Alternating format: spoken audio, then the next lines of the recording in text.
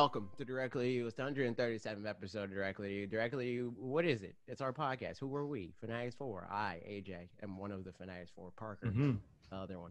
There's only two. That's right. There's more people. They don't make videos. Every week we make a podcast. It's great. You can support the podcast by going to youtube.com/fanatixfour, twitch.tv/fanatixfour, and paying $4.99. Or if you got Twitch Prime, you can link it to your Amazon. If you got Amazon Prime, you can link it to your Twitch account. And that gives you Prime Gaming. It's not even Twitch Prime anymore, dude. You get free emotes. You get gaming time with us. You get loyalty badges. You get free Switch keys on time. It's great. It's good. It's fun. Alyssa made us emotes. You can see them in our videos. You can see them in our Discord, which you can join by clicking the link in the description. And you get access to the supporters only Discord if you're a supporter at any of those other places. I said that in a weird order, but it doesn't matter. How you doing? It works. I'm doing good. Yeah, I don't know. That's about it. I'm doing good. I beat a game today, so that's fun. Shoot. And that's the end of that. That's so nice. What game? Yeah, I think it's very good. Yeah, I played more. I mean, I guess we're getting into what we're playing. Oh, but did you play? Is that the? No, Okay. no, I haven't yet. Are you going to talk about that specifically? No, I didn't play that yet. Okay. Well, we're going to play Cake Bash at some point. Yeah. That's what you're talking about. Yes. That's otherwise everybody's going to be like, what are you talking about? And it's like, but no, I haven't played it yet. I was going to the other day and it just didn't have an opportunity. But maybe tonight, honestly. So Cake Bash, for those of you who don't know, it's Coatsink, the same publishers that are making Fogs, the game that we played at PAX, that we were talking to the guy there about getting keys for that, and that's not out yet. We're talking to Jack.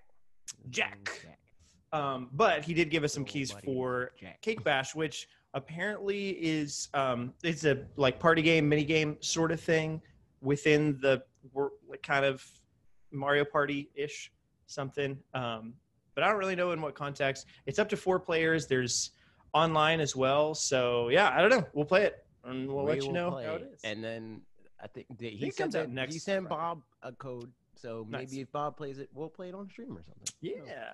Or maybe we'll But no, play it I on didn't stream play it. regardless. Who knows? True. But no, the one I did play was I finished up Monster Boy, and it was really good. The last week when I played it, I wasn't super sure yet where it was going to lead, but it's a Metroidvania sort of.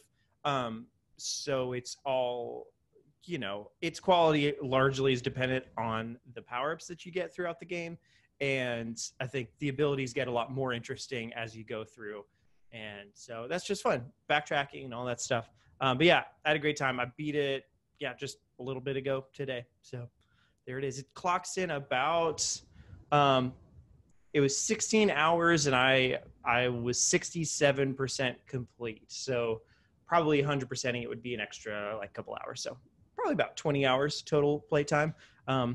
But yeah, it's real fun and it looks pretty and all that stuff. Worthy of Dan's praise. Well, then again, I don't know. This man said freaking Jack.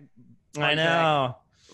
Yeah. So what is he? Because I've only heard him talk about it a couple of times. I've heard us talking about him talking about it more times than that. So I don't know how much he says. I'm pretty but sure that's one of his favorite games ever, if not his favorite game. Interesting. I wouldn't give it that much, but I mean, it's definitely a solid recommendation. Like most people, I think would enjoy it if you enjoy, Metroidvanias or. Even if not, you just enjoy platformers, it would still probably be fun. There's definitely some Metroidvanias, dude. That's gonna it's a very lighthearted Metroidvania, so that's nice. And it definitely feels less Metroidvania-y than some other ones, because mostly just in terms of direction and knowing where to go, there's a marker on the next place you're supposed to end up. So that doesn't mean it's not going to tell you how to get there specifically, but you at least have an inkling of what direction to go in and stuff. And there were a couple of times, maybe 5 times or so, that I looked something up. But there were a lot of times that I thought about looking something up and then just played for a little bit longer. And I was like, okay, it is kind of obvious. So I think that's a sign of a good game when, you don't have to look stuff up, but true. You can if you want, I guess. The design is good and the game shows you how to do it. Yeah. It's logic. The only thing with it is I wish that it was switching between your like the animals or whatever that you are to use your different abilities, is it quite as seamless as I'd like it to be? What do It would be you nice. mean? So Like control wise, or so like there's a number of times where it'll be like use the lion ability and then use your ability as a frog and then use your, like switch between them within one little segment. So like you go bleep, bleep, bleep, bleep, bleep, and then have to keep switching. And then to switch them, you just hold down ZL or ZR and it brings up a wheel and then you point it at it and then you click it and then you go from there. But taking it out of the game, I can't think of a way with the Switch controls to do it a different way, to be honest. But if there was something that didn't make it feel like I'm going to a menu to change this and then coming back out of that menu, and there's a lot of times where like different equipment will do you different have to things. press a button to change. Yeah. So yeah, if I want to change from the lion or whatever to something else, I'll hit ZL, a little menu sort of thing will come up. I mean, so do you have to press a button and then press a button to like select it to confirm, or does it like, is it like the freaking Shulk Monado arts in Smash Brothers, where it's like you go over to the thing and then you let go and that's the selection, or do you have to like press a button again to say yes, this is the one that I want? It's supposed to be like that, but there were a lot of times like that what I don't quite. No, I mean, so it's supposed to. Yeah, it's supposed to do it like the Monado one, where wherever you let go, it does that. But that didn't seem to always work. It might have just been user error. It probably was. I don't know. But the difference between this and the Monado is like the gameplay definitely, fully blurs out the game and it feels more removed than the Monado is, where it just feels like that's just like kind of right on top of you real quick. Intentionally not seamless almost. So right. Yeah. But it's probably the only way that it could be done. So I don't have a better solution in mind, but that was something where I was like, I wish it could be more seamless. Well, but I guess that it depends on how you, like, if there was like two different modes, I can see them doing like a expert mode where it's like it doesn't like slow because I'd assume that the reason why it like takes you out of the game is so that you don't get yeeted while you're trying to switch to the next thing. But like if you're good at switching and you're good at the game, then it would be nice to be able to like merge the combos together. Do you kind of like that's one of the things people really like about Ori and the Blind Forest or the Will of the Wisps or whatever, is that you can like, it feels really seamless to use a bunch of power-ups next to each other and like kind of thread them together. This wasn't exactly like that, but it was close. But yeah, all in all, though, it was a really fun game, lighthearted and fun and all that stuff. So there you go. There's that. Monster Boy. Check it out. Nice. I got it on sale at some point, I think, for like half off. So it was $20 instead of $40, I think, which is like, if it's that. You think it's worth $40? I don't. That's for you, I guess. It's hard to say that just because so many other games skew that, where there's game I've paid way more for, like I paid $60 for Yoshi's Crafted World. And like, I feel like this is definitely more worth than Yoshi's Crafted World. But at the same time, I wouldn't say Yoshi's Crafted World isn't necessarily worth its price tag. You know what I mean? I would say like between those two games, I could see why Yoshi costs more, not so much in terms of like content, but presentation, you know? Yeah, right. Whereas like Yoshi looks like a game that costs more money to make. Right. You know? Like, yeah. So I can see it in that regard. But, oh my God. Okay, I thought you froze. Keep going. No, I didn't. I just stopped talking because you said something. No, yeah, what was I going to say? Yeah, I guess just that, like, because I didn't get it for full price, I'm glad I got it for less. But if I'd paid full price for it, I'd still be perfectly happy. Okay, cool. Gotcha. Yeah, I think that's where Gotcha. Speaking of paying full price for things. Yeah. I bought an Xbox, and I freaking paid $1 to upgrade all my Xbox Live Gold to Games Pass. So I've been playing games on Games Pass, and now it's like you paid $1 for your 2 years worth to translate to 2 years worth of Game Pass Ultimate. Games Pass Ultimate. Wow, so now that's crazy. now it's just like if when Halo Infinite comes out, I got it, dude. Like, man, I don't even gotta. That is insane. Like, it's crazy. Like, because even if you have no Xbox Live Gold, a lot of times what they'll do on like these sites like CD Keys and like all that crap, and just straight up through Microsoft is trying to, because of this, I guess they're kind of burying Xbox Live Gold in terms of like buying a year of it and stuff like that. But like, if you go and you buy 3 years for those deals that are usually around $30, you can pay $91 for 3 years of Games Pass Ultimate. That's crazy. Yeah, That's insane. Man. That's a game that and a really half is, to play every game that they release for 3 years. That is matter of fact, that's less than a game and a half if we're talking about the next gen standard. Yeah, right. I mean, and at that too, I know EA Access is now on. Not that I mean, I'd like to play like Jedi Fallen Order. That might be fun. See, but okay, so that's another thing. So yeah, what all of their library automatically comes over? You're talking for about EA Access. EA? Yeah. I don't know. It looks like for their sports games, it's like the year before. So like the newest sports game is like Madden 20 or whatever, I think. And then there's like Sims on there, but like, you know, Sims is like tiered, so there's like the base Sims, and that's on there, but not any of the expansions are on there. Okay, interesting. And then not a bad model, honestly. Yeah, it makes sense.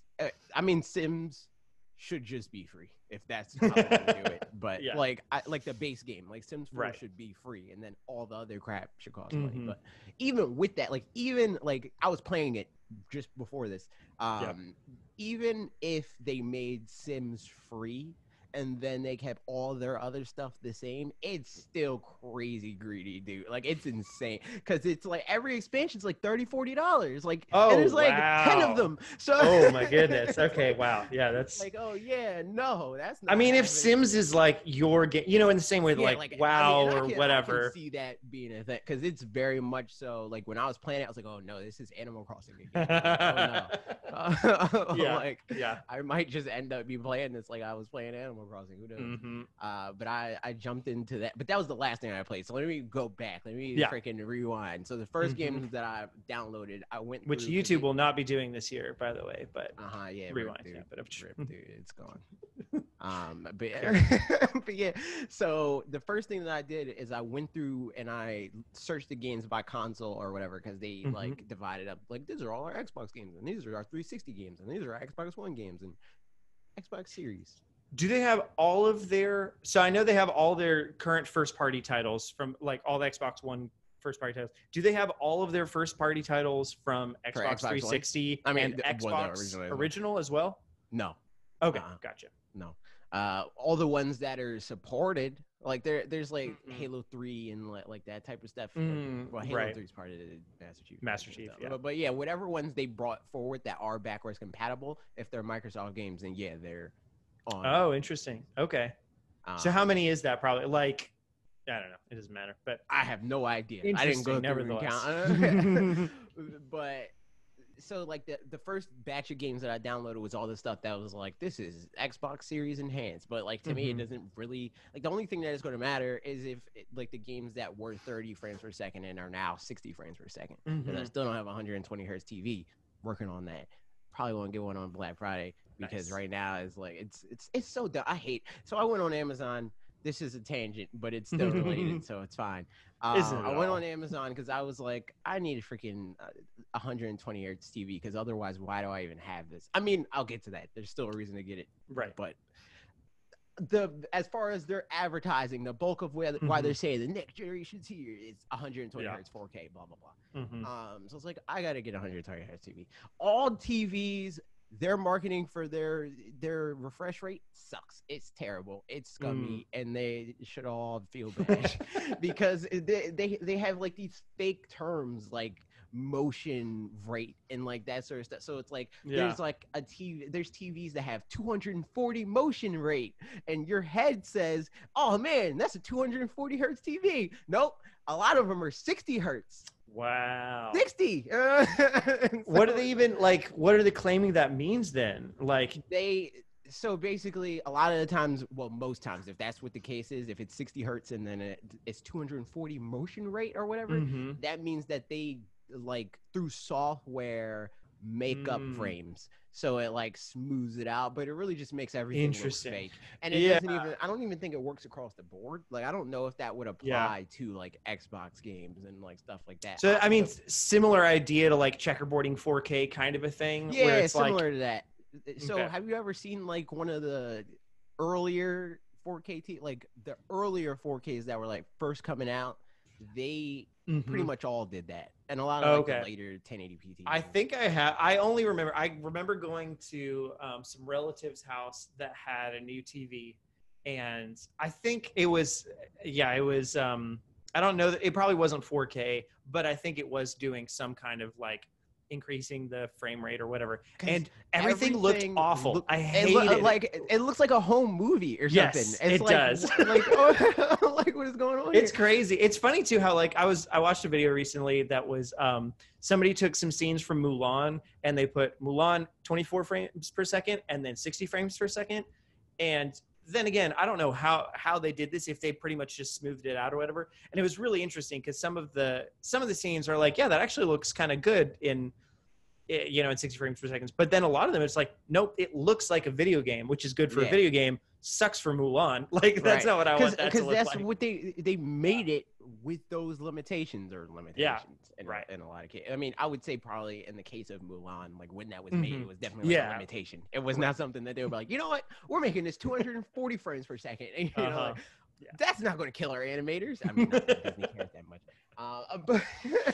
But yeah, like a lot of times it's like an artistic decision, and there's like stuff like the freaking Dragon Ball Z or Dragon Ball Super Broly movie or whatever that I saw a lot of people being like, this would look so much better in 60 frames per second, and a lot of like art Twitter was like, no, it would be gross. This makes me want to vomit. Well, and it's like the Into the Spider-Verse thing. I don't know who pointed this out or whatever, but that whole thing where Miles Morales' character for the first half of the movie is at 12 frames per second, and then at some point he comes up to being 24 frames per second because he's supposed to look kind of like, like he doesn't really know what he's doing and that sort of thing for the beginning. But then once he gets his, feet on his ground or whatever.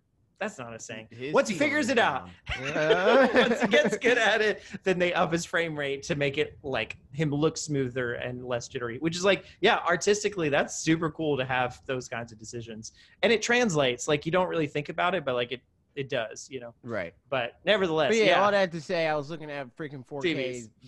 120 motion rate. Yep. Freaking, I hate everything. So I was like, this is all dumb because I'm trying to like maybe spend 400 on this TV. Like I don't want to spend. I'm guessing like monitors. There's more monitors that have that, but not TVs. Man, yeah. And that was the other thing. I was like, wait, I'm doing this for content. Maybe I can hit up a company. So now I gotta look into companies, and it's just as much work. I would rather just buy it. It's like, so yeah, that's been that part of it. But other than that, so I downloaded the games that are like Xbox Series in hand. So I downloaded Gears Tactics, Gears of War 5, Ori, what else? Forza Horizon 4, and then there was like one other game. I could turn it on the Xbox, but I don't want to do that. So I was like, I downloaded all those. Oh, and Medium, which is on there, but that doesn't come out until January something. So you can just pre-download it, or you could just pre-download it, and it's just there. How do people not data mine that then? And like, aren't people just really good at that? I mean, maybe it's because of DRM something. I don't know, but yeah, I'm not sure. And then there's like the other games that I downloaded after that, because that was like the first batch. And I was like, okay, I'll download more stuff. I'll download stuff I actually care about, which I played Ori for a little bit. But then I was like, I don't think that I want to commit myself to playing this on Xbox. Right, that makes sense. So if I'm going to play it, I'm going to play it on Switch. Yeah. But the thing about Quick Resume is it makes me feel way closer to how I feel about the Switch with my Xbox as I do with my Switch, where it's like I don't feel like I need to finish things. you know, like if I want to, then fine or whatever, right? But like if it's just like I'm just gonna leave this here and be done with it until I'm not, right? Yeah. There's so many games that I just have open right now where it's like, okay, I'm done with this game. I'm going to the next game. You can do 4 at a time, is that right? I think it's 4 quick resumes. Is it 5? Okay.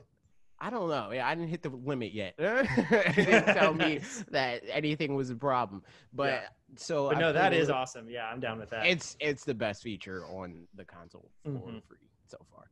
Yeah. So yeah, it's like I played a little bit of Ori. Then after that, I went into Gears Tactics. No, then after that, I went into what game did I play next? It was something in between Gears Tactics that I was like, okay, this exists. I don't really care.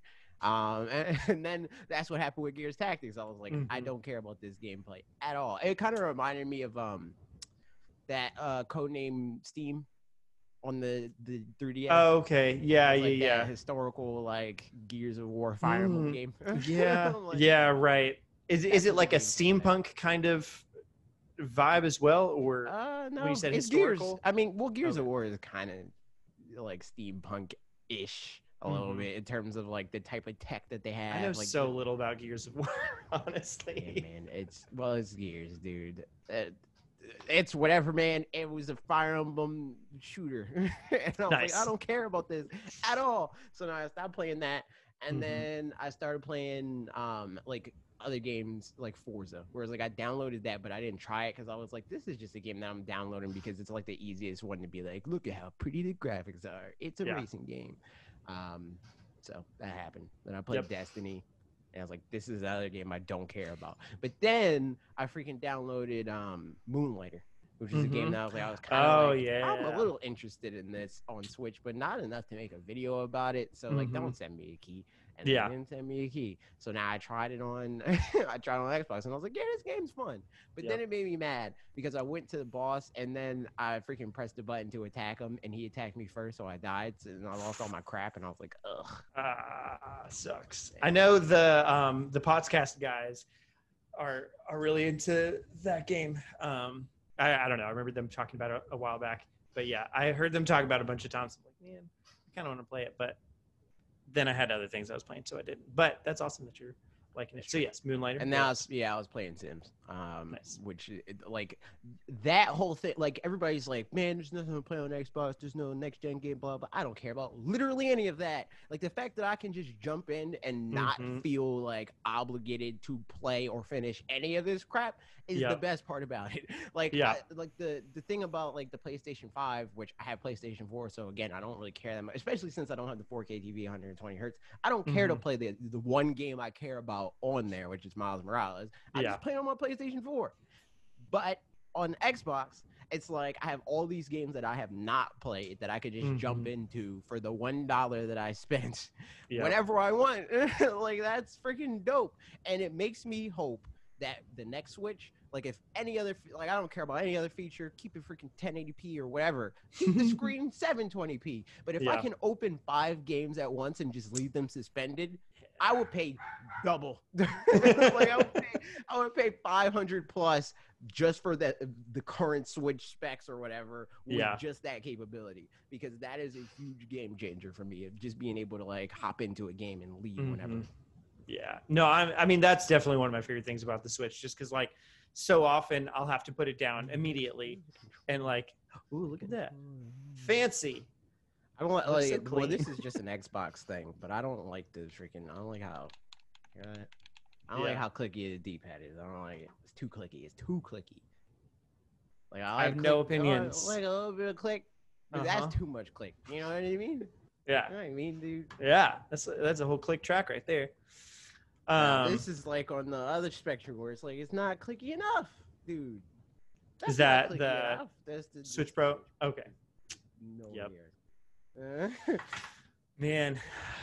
Yeah, well, so I mean, talking about that, then let's get into some of the comments, I guess, from the video that we made this week about next gen stuff, because look, here we are, so yeah, we made a video talking about pretty much if you're a Switch owner and you wanted to buy a next gen system, the PS5 or the Xbox Series X, what's the benefits of some of them and all that kind of stuff.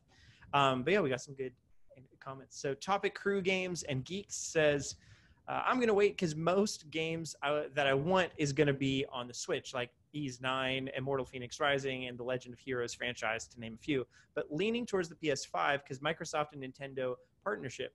Who to say that some of Xbox games would not come to the Switch? Fable and Battletoads would, in my opinion, sell more on Switch than on Xbox. And Sony would have more first-party or third-party exclusive to the platform. But waiting is best option. I don't know about that. I think that for Battletoads, I can see that coming to Switch. Fable's not coming to Switch. Yeah. 1000% Fable is not coming to Switch. Could it? Sure. You know, like on a technical level, they could definitely be like, all right, let's adjust. Unless, well, then again, we haven't seen Fable, so we technically don't even know that. Like, they could be doing some freaking Ratchet and Clank crap with that game because it also has an SSD. Yeah. So like if that's what the game is and they use that end of the Xbox, then Fable's definitely not possible on Switch. But even if it was possible, it's not going to happen because they would have to go extremely out of their way to get this game running on a platform that they could just get people to buy even a Windows computer for and make more money from it than to put it on Switch or whatever. I think with a lot of this stuff, as far as the Microsoft and Nintendo partnership, it's definitely something to keep an eye on, but it kind of seems like right now it's not like, I don't know, it's just not something to bank on at the same time that they're going to do too much together. Like, it seems like for right now, the safe bet is that Microsoft's just going to keep putting some, stuff like Battletoads. That was a great example. Or, the ones that they've already put on. They're kind of indie games.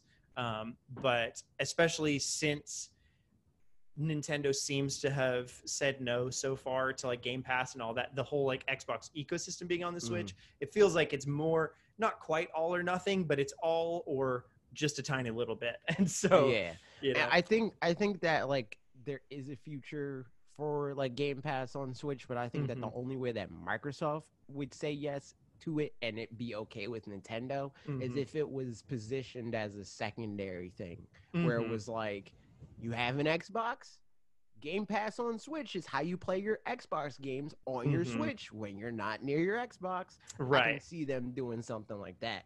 But I can't really see them like being like, all right, here's just our second console that's not our console. We're going to put all our games on it. Like, I can't see them doing that. I could also see, I mean, like, if it does happen, doing having Game Pass on Switch just being kind of like Game Pass on PC, doesn't have all the same games for whatever reasons. That could definitely be a thing. It's like Game Pass Lite or something, where because of the whole, Nintendo has their own shops and that kind of thing, and they don't want to step on each other's toes. It only has the games that wouldn't be on the eShop and that kind of stuff, so they can keep those separate. So like not Moonlighter on Game Pass. Right, exactly. Because then you wouldn't buy it on Switch. That sort of thing. Which, like, that would suck in some instances for sure. But then, I mean, whatever, you'd still have a bunch of other games, and still that would allow you to play Fable and stuff. But and also, I think that that's an even stronger sell for having an Xbox, even if like for me, again, I'm very much so going to use Game Pass as like a demo thing. Like, if this is this game on Switch, okay, I'll try it out on Game Pass. Do I like it? Dope, I'm buying it on Switch. You know, like if I'm going to play Moonlighter again, I'm getting it on Switch.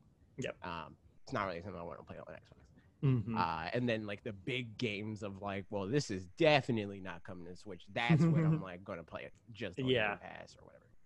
It does seem like, especially at the beginning of the lifespan, the biggest selling factors for either of these consoles are going to be the exclusives, because obviously PlayStation's going to keep their exclusives exclusive. Maybe they'll keep putting some of them on PC because they've been doing that a little bit, but I feel like it's just going to be some of their older ones. I don't really, they're not going to do. I think they'll probably do like timed exclusivity for their consoles for most of their first party stuff. Because like once they put like freaking Horizon on PC, I was like, exactly. They probably got PC as one of their platforms internally now, where it's like, but they stagger the release there. Yeah, it's like a 3 years stagger seems reasonable at that point, because that's about how long it was probably between Horizon coming out and coming to PC. So yeah, that's stuff. But yeah, all that to say, I don't know, cool. Shortbread 1818 says it's the PS5, but mostly if you want the exclusives it offers. Xbox Series S is more worth it if you only want third-party titles on the relatively cheap via Game Pass. But if you want to play almost everything, PS5, and it's not really close. Personally, between Spider-Man, God of War, Naughty Dog games, Ratchet and Clank, etc., I would much rather spend the money on the PlayStation than the Xbox. It is simply the more versatile option. I don't think we know that yet. because we don't know all the things that all their studios are working on and all that stuff. I Mm-hmm. think that like overall, given because obviously the stuff about like God of War's on it and Spider-Man and Mm-hmm. blah blah, that's all subjective. Who knows if you give a crap about any of the stuff that they make? You Mm-hmm. know, like, and that's true on both sides. Right. Yeah. So I think that just the fact that that is so subjective, it's a bad argument. I think that in terms of like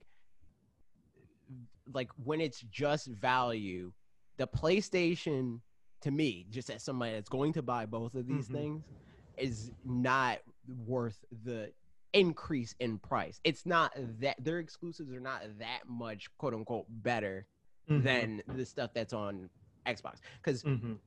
look at this scenario here. Again, I spent freaking $1 to Yeah. level up 2 years, which cost me $60. So $61 for 2 years of free games, right? Yeah. That's one PlayStation 5 game. That's just Spider-Man, dude. Mm-hmm. On top of the fact that I got to spend $500 on a PlayStation, and like, so is it really worth that much more money in the long run? I don't think so, man. Yeah. I don't think their games are that good. Mm-hmm. I think that the only company, and this might be biased or whatever, but I think that the data backs it up. The only company that's worth spending that kind of money just for their exclusives is Nintendo. It's literally the only company that, and even that's sold subjective, obviously. You know, like because for plenty of people, like, but yeah, for sure, there's definitely people that like wouldn't buy a Switch because they don't care about Nintendo's exclusives. Right, But yeah. I think that their properties just have more cachet. Mm-hmm. Like they matter more in the grand scheme of things. Yeah. So it's like that's the only time that I could really see people being like, well, Nintendo has exclusives because their exclusives have like proven to Mm-hmm. carry the Switch, whereas like PlayStation, their exclusives are more so prestigious amongst gamers, and like they're like the kind of like Zelda sort of thing, like before Breath of the Wild, where in people's heads Zelda's huge, dude, or like Metroid or something. World. Yeah, Metroid, man, that's Samus. Everybody knows Samus. She's in Smash Brothers, right? And then you look at the sales, and most of her games haven't even cracked 1 million sales. I mean, units sold. It's that sort of thing, right? Where it's like, man, the biggest thing in the world is Sony exclusives, but they haven't even sold not a single game in their entire history has sold more than Animal Crossing New Horizons. And that's a game that came out this year. That's insane. Like, and Nintendo has several games that have sold not just more than 20 million, but more than 30 million. They have games that have by themselves sold over 50 million copies, you know? So it's like, I think that argument makes more sense for Nintendo. It doesn't really like actually make sense for PlayStation unless you know, like somebody like you're the biggest Spider-Man fan in the world. Yes. Yeah. I mean, I think a lot of that for sure. Yeah, it's like you said, it's subjective as far as like knowing what thing. Like here, I'm going to skip a comment and come back to that one. But this is from Alec is Baking, who said, "Yeah, I've always been a PlayStation fanboy because I'm through and through a Squeenix fanboy. At this point, I'm just waiting to see what they decide to do with future Final Fantasy and Kingdom Hearts releases. My PS4 library makes me lean towards PS5.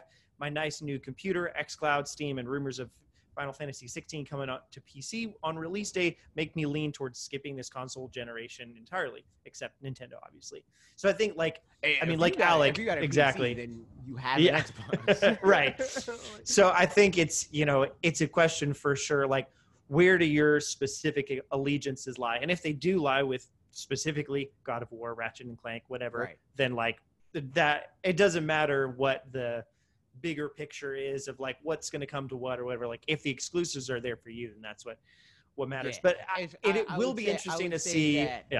Like whenever people are trying to sell somebody on a new console, right? Not knowing anything about like what they're interested in or whatever. If the first thing that you say is like, it has God of War, dude. What does that mean to somebody that doesn't care about God of War? Right?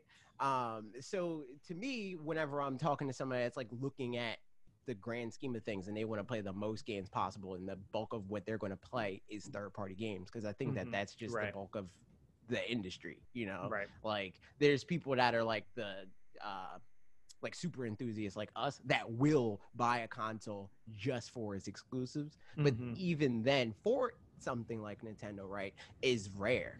for somebody to just buy a console just to play this set of this developer's games. But like what Alex said, just Square Enix's games. Yeah. That's super rare. So it's like the way that I've been approaching this gen and last gen before it was, okay, which one can you play all of the games the best possible for the least amount of money? Which I think that's the interesting. It was PS4 because it was more powerful, more games overall.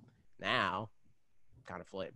Yeah, and well, so we don't I mean, really know about the all games overall part. That's the thing that's interesting is because like I think because it's been PS4 for this past gen, but like prior to that it was probably Xbox 360 in the gen before that of like if you wanted to play every single game they're all coming there. But like as far as those tables flipping or whatever, if you think back to the Super Nintendo days, if you ask somebody like what console are you going to get, a PlayStation or an N64 prior to them coming out or whatever, they would have been like, you were like, Nintendo has all these exclusives, man. Yeah, it's like, you're not going to play. I want to play Final Fantasy games, so if I'm going to play Final Fantasy games, I'm going to get the Nintendo console. The Nintendo, not how it fanned out, So like, exactly. So I think we can't necessarily base it off of last gen. I think at this point, luckily, they're probably on pretty equal footing.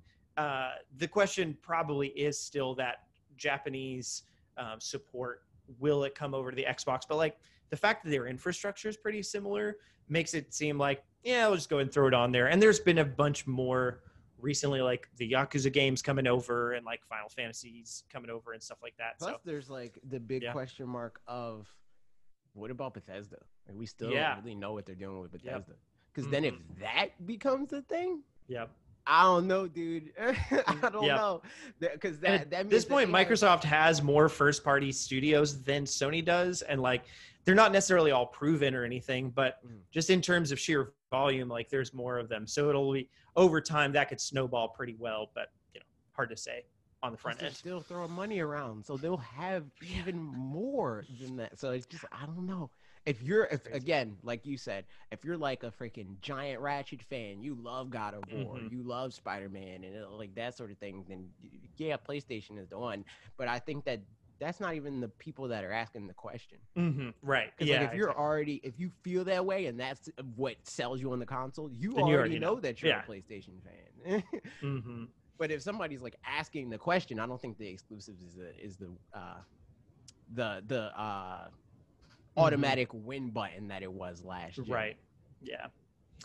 And then the last comment from Cool said, great video as always. I've always owned just a PlayStation, but this is the first time I think I'm going to double dip. My plan is to buy an Xbox Series X and get Game Pass. I'm super hyped for Avowed and several more Xbox games. Yeah. And recently, after finishing Outer Worlds, I'm excited to play older Fallout games and replay Skyrim, all for just $10 a month.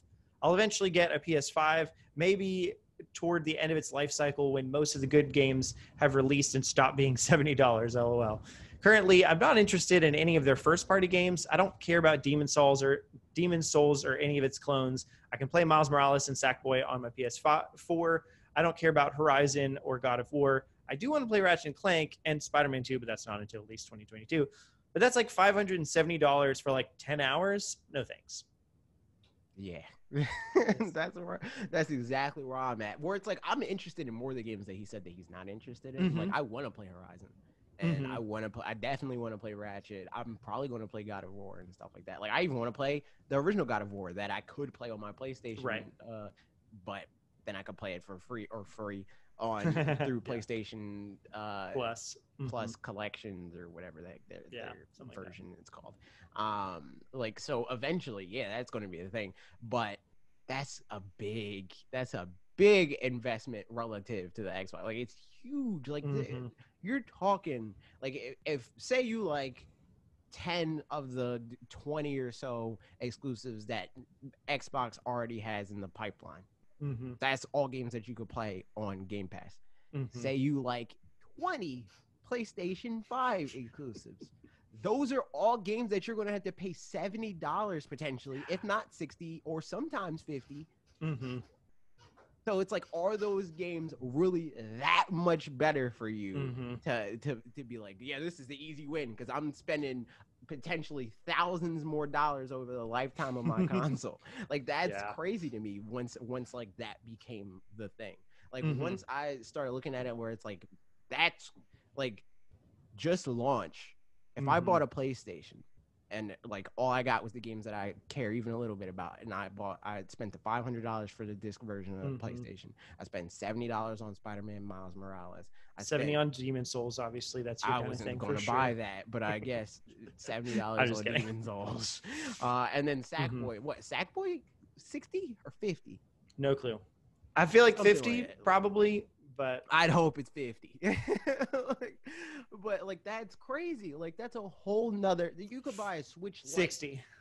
See, you could buy a Switch Lite with that. I could have bought a Xbox Series X and a Switch Lite together and play significantly more games. Yeah. Versus just buying that one console. Like that's crazy. Like insane. That said, freaking Ratchet and Clank comes out and buying a PlayStation. Yep. I just think that it's not the easy, obvious choice that it was last generation. Yeah, man, it's crazy. Yeah, I'm looking forward to whenever I'll end up getting one, but I mean, it'll probably be a while. And it's probably going to be a while until like there's any good deals or sales or whatever. Obviously, because it's going to keep in stock pretty well for a while. But nevertheless, there's that. So now, I mean, if we want to talk about it at all, what do we think all this next gen stuff means for the Switch and anything around that? I don't even have any thoughts going into this. I feel like we've talked about it a bunch. So like, I'm still in the same place. I think Animal Crossing is bigger than any freaking quick resume or pixels or frame rate.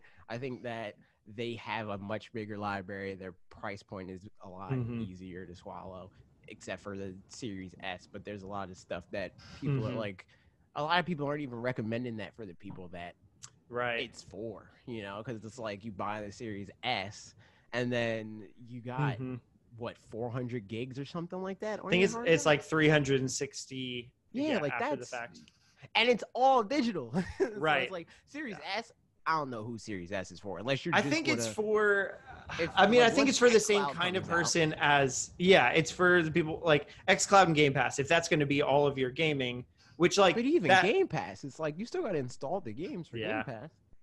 I mean, I guess you just install them a couple at a time, and you know that they're there, so you can just delete them. Take advantage of quick resume, dude. That's true. I mean, you can, but like not as much.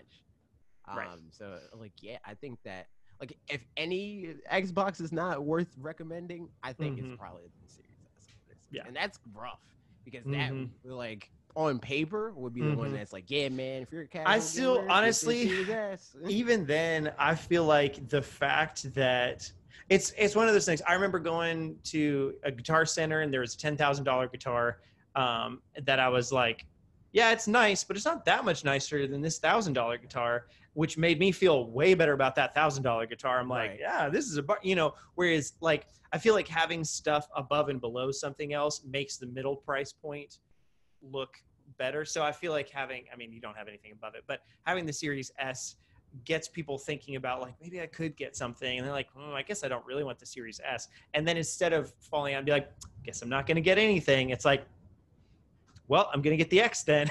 Yeah. So I think it's just 100% be me. Like if I wasn't the person that I am, where I'm just immediately like, nope, getting the best thing. Because like if I'm going to buy it, then I'm going to buy the best thing. I don't want to like have to buy another one or whatever, right?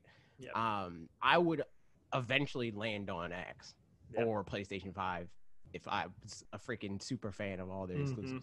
And I think even then, like some people will probably. I mean, obviously, some people are going to buy the Series S, but I think some people will buy the Series S and then likely this in the same way that I think people will buy the Switch Lite and then at some point upgrade to a regular Switch. Probably, maybe not. Depends on person, but I bet that's a thing where like pretty much if somebody buys the lower end model, then Microsoft or Nintendo is guaranteeing a double dip down the road at some point. So like they're getting higher numbers just by like it's definitely smart for Microsoft because even if they don't do that, right? Even if what they do is they stick with their Series S and then they're like, well, I'll get the expansion. That's $220 something or whatever that they're getting from people. So so I mean, as far as I definitely.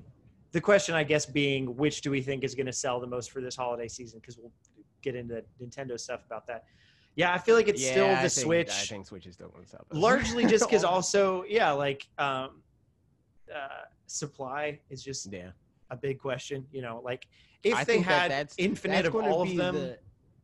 That's going to be the answer for all of these consoles, right? I think that whoever's going to come out on top, I think all three of them have the potential to sell the best out of all of them, but it depends on who has the most stock. Yep. Which it sounds like for sure Nintendo, just because they recently said we just are back on top of hardware, right? And they don't have a shortage Switches anymore. that they can sell, and so it's like that sort of thing. Yep. And then it's like, I would say, like, if I had to guess, just given on what we know, I think that it's probably going to be Switch, then probably Xbox, then PlayStation, because Xbox in the US or worldwide? Worldwide, because Xbox launched in more regions. They launched in like 23 countries. On launch day. So interesting. Just off of that, depending on, again, if they have the supply for it, because I'm sure that they don't think that they're going to sell as much as PlayStation thinks that they're going to sell. Right. So PlayStation may have more of an allotment to sell through. We're also probably not really going to find out, except for in Japan and the US, because Microsoft has said that even if they start selling more than the PS5, they're just not going to say the numbers anymore. I don't know if I believe that. Yeah, I don't know. I think they want to go by their Game Pass numbers, and they're like, who cares if we can say we have 2 billion people on Game Pass or whatever. I mean, obviously not, but like if we can say we have 300 million people on Game Pass, that's way better than saying we've got 30 million Xbox Series X's or something like that. So that kind of stuff. But whether they sell more Switches coming up than before, they've been, or you know what I'm trying to say, whether they win in the future or not, they have been already selling just so many. So the Switch for the NPD, so that's physical sales in the US, which hardware is only physical. I'm trying to buy a digital Switch. We've got 23 months in a row that they're the number one console. So that's cool. And then also the Switch is, let's see, U.S. consumer spending on video games it went away. Long story short, their Q3, which is July through the end of September, for the U.S. has been the highest Q3 of any hardware since the Nintendo DS in 2009. And October was the second highest October ever on the NPD, second only behind the Wii in 2008. Yep. So selling pretty poorly. Sorry about it, y'all. You hate to see it, man. I wish that Nintendo didn't fail, and they're gonna have to go third party. It's rough. Drop everything on PC. It is funny how much I was talking to. We were playing D&D several weeks ago. I was talking to my DM, and he was saying something about, he's like, yeah, I mean, I'd love to play Breath of the Wild, but Nintendo's dumb and just only keeps it on their platform for some reason. Won't put it on other things. I'm like, I don't know how to respond to this, but I don't want to get into it, so I won't. But I'm like, I don't know who it's dumb for you if you don't want a Switch. That makes sense. But like, if he means Nintendo's dumb, like, because I mean, I'll pay for it and I'll spend money on it on this other thing. It's like, that's not what they're trying to do, is get you to buy one game of theirs on another platform. They want to get you into the ecosystem so that you'll buy lots of games, because like, well, I'll spend $300 and they make more money off of their games and so on and so forth. Yeah, because there's definitely a thing of like, for most people at least, if you buy a system, if there's a system seller, I buy the Switch because Animal Crossing came out, and then Animal Crossing is the only game that I've got on my Switch. I'll open it up at some point and be like, man, I spent $300 on this thing. Like, I should probably get something else. Right. And then that's where it starts. Then you're like, oh wow, that was a good game. Or even like word of mouth of people being like, well, I have this, I might as well get Mario Odyssey. A lot of people have been talking about that, or whatever. Yup. Yeah. So good job, Nintendo. You're selling some things. And then they did a Q&A in the quarterly briefing or whatever, and I pulled that, but I didn't look ahead at it to see which questions are interesting or not. So maybe we don't go through it, because I don't want to ask or read the boring ones because there's a bunch. So yeah, I don't know. I'll check it later, and we'll come back to it if we want to. So there was that. There was Q&A. You can read it if you want. The last news bit is Samus Returns coming to the Switch? Did you hear about this? Oh, it's like, I don't know. Yeah, I saw it. Well, I saw like articles of like there's hints, but I didn't like look into what the hints. The only hint that it is Nintendo has several different franchise skins for like Joy-Con, your Switch, and your dock, and all that stuff. One of which being Metroid, and one of the pictures that they use for the Metroid skin has here. I'll just share my screen real quick, and it's disabled for me. Never. You can do that if you want, but yeah, there's. Well, I'm gonna enable it for you. Cool. There we go. Look at that. What a wonderful time. It does that. I don't know. So yeah, as you can see here, there's, these cool Metroid skins and stuff. That's neat. But then this picture that's being used on the screen is this picture from Samus Returns. But it's like at original, it's upscaled or not upscaled, but it's at full, 1080p quality or something like that, as opposed to the 240p that the 3DS is. So if you don't know, Samus Returns is a remake of Samus 2 that was on the 3DS in 2017. Everybody's like, you should put it on Switch. So now maybe they're putting it on Switch. But I think that's all the actual details. So it could be that this was just their highest res image that they had that was Samus related. Still have 1080p renders of it. I'm from, sure. Like, trailers and stuff. But is this made by Nintendo? These skins? Yes. Yeah. So this is on Nintendo's website when it's loading. So here you go. They made these skins, which that dock one's real cool. It's it's the Super Metroid like cart looking thing. But if we scroll down, one of the images is this one here. And it's, full res image and stuff. But yeah, it could very well be that they were like, oh, we need a full res image to put on this Switch so it doesn't look dumb. And, they don't want to put anything. Trailer or whatever. Yeah. And this would be the only thing that reasonably would go on there. Cause, even if you have something from like, if they're working on Metroid Prime Trilogy HD and they put an HD version of one of those, that's more sus than this, So I don't know. Yeah, that's not even like gameplay. It's not. So. Yeah, it's just cutscenes, which means it had to be rendered originally at 1080p or something, I guess. But yeah, that's the news. What do you think? Do you think it means anything? Do you think it doesn't? I mean, it could, but I think it probably doesn't. Yeah. And I'm kind of like indifferent. I don't know if I care if Metroid 2 Samus Returns or whatever comes to Switch. I want to play Metroid Prime in the trilogy, but I don't know how much I care about the 2D Metroids. Like I played a little bit of Samus Returns on the SNES Classics library or whatever, and I'm like, this is fine, but like I'm kind of just bored of 2D Metroidvanias on Nintendo platforms because it's like 75% of the games that are on the platform because that's all third-party like indie devs and stuff want to make. It's like, we're on Switch, time to make a Metroidvania, dude. And I'm like, all right, I've had enough. Call up Max.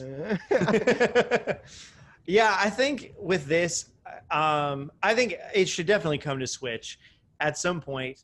But I feel like it has to be just for marketing reasons or whatever. I don't know. It has to be just a additional thing at some point. Like, it can't bundled be with Prime 4. Or just like they do an announcement and they're like, oh, and by the way, we're also going to put Samus Returns on the Switch. Like, people will be excited about it, but if they try to make it the big deal, like its own thing, people are going to get mad about that. So I kind of feel like at this point, we're not going to get any Metroid news until we get it alongside something Metroid Prime 4, even if it's the smallest Metroid Prime 4 thing ever, like just a tiny cinematic trailer or something like that. I feel like we have to have that. I don't know if they're gonna do that. I know. Yeah, I don't know. That's the thing. I can't see them. I can't see them going like, hey, here's another Metroid game. And without some kind of nod to Metroid Prime 4. Then again, they could do what they did with Hyrule Warriors, where they were like, we are still working on Metroid Prime 4. Here's this other stuff, though, so enjoy this other stuff. And I think people will be fine with that. So if they do that, I think that'll work out. But there you go.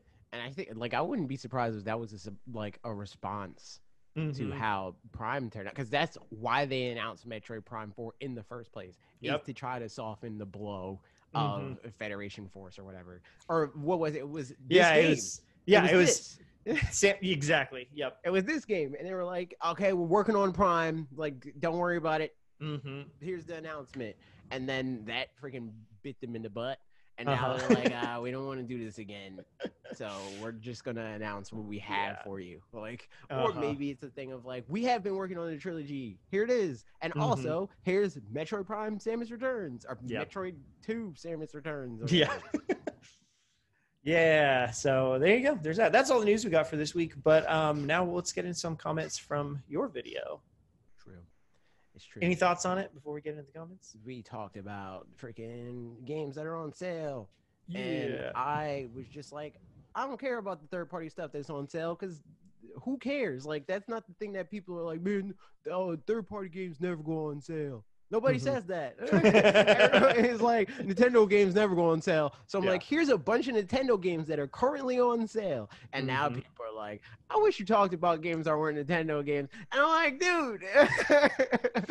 That's funny. Yeah, I mean, especially because a lot of the third-party ones that you talk about would probably be similar ones from last year's video. If you made, I think we made a similar video last year. I think we did what people were asking us to do in this video, where we did one that was Nintendo, and then we did another one that was third-party, or maybe we did mostly. I think it was probably we did mostly third-party, and then we did Nintendo as a footnote. Of there's Nintendo games too, but here's the third-party one. Yeah, that sounds about right. My dog's barking. Get it in the comments. Seriously, Tony said, I'm honestly kind of shocked you didn't add any third-party or indie titles to the list. Then again, I guess Nintendo putting their games on sale is a pretty big event, huh? Yes. Accurate. I mean, yes, but no. Because, again, they do it all the time. They just don't make a huge deal of it. So, either you get it or you don't. Or when they put it on sale, it's stuff like Breath of the Wild, where it's everybody has this game. And it's in that scenario, what do you do? Because when it's going back to the other consoles, whenever they do games with gold or PlayStation Plus games, whenever it's a game that's Uncharted or Spider-Man or something like that, I'm I have this already. I don't want you to put this on here. So it's the same thing. A lot of the first-party games, which I guess that's a chicken or the egg sort of thing. Would I have it already if I thought that it was going to go on sale? Right. Yeah. Maybe that is the argument in favor of them putting their games on sale more often. But at the same time, a lot of times I don't think it matters. I think that the ones that they usually put on sale are the ones that it makes sense to put on sale. Yeah. Because it's ARMS. ARMS goes on sale pretty often, where it's it's $40 now, Yep. Or $50 or whatever the case may be. It makes sense to put that game on sale because it's a game that people know about, but a lot of people don't want to buy it. Or that, right. The whole thing of it failed. Only 2 million people have that game. I'll never be able to find a match, that sort of thing.